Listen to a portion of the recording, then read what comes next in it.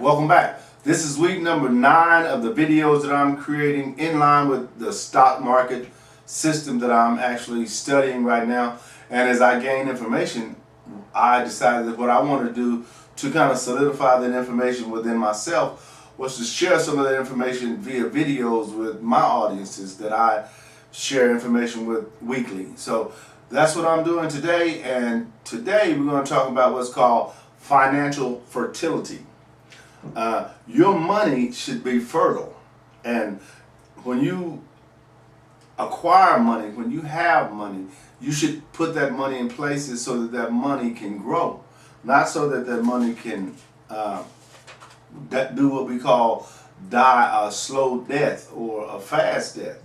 Now, what's a slow death? A slow death is when you put that money into a savings account and just let it sit there because of this thing called inflation. When you put that money in a bank and just let it sit there over 5 or 10 years, you may be acquiring more money because you're constantly putting money in there, but you're actually losing money at the same time because of what's called inflation. And when you think about it, if you have $50 in the bank today and leave that $50 in the bank for 5 years, 5 years from now, what you can buy for $50 today, you won't be able to buy. So you've actually effectively lost money by just having your money in the bank, right? You need to put that money in a place so that that money can create other little monies, right? Little dollars. When you put a dollar in this investment, you want that money to grow. You don't want it to stay the same. And the way it dies a fast death is that you spend all your money at the mall, or you spend all your money shopping, doing something, buying things that you may not need, or you may simply be trying to impress others that probably could care less about how you are living, right? Because when people see you driving a nice car, living in a nice home, that doesn't always mean that things are really going well with you in your life. A lot of times, what I found to be the case is that that's not really the case at all.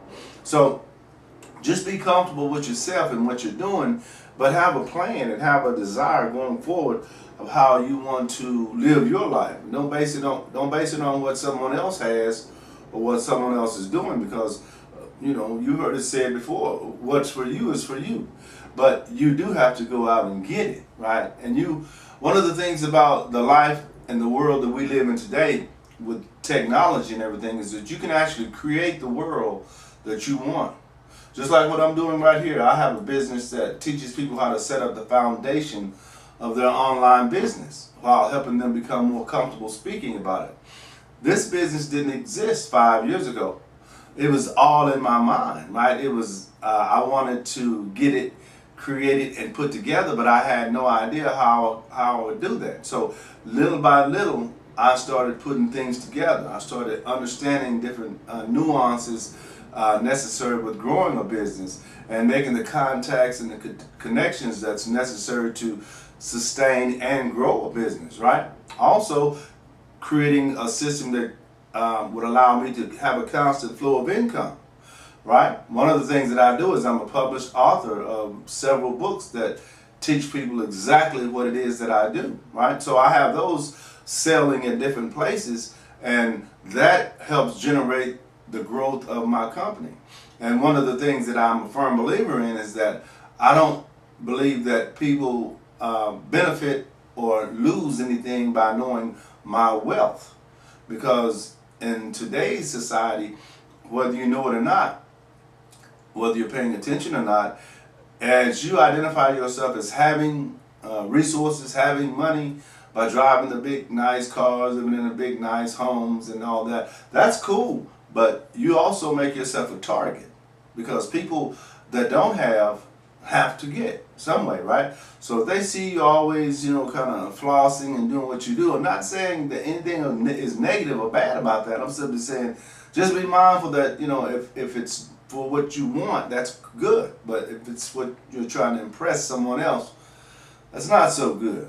So always be mindful that, sometimes it's good to leave people in suspense about who you actually are and how much you're actually worth, because you can actually walk around the masses and no one ever knows that you're who you are, right?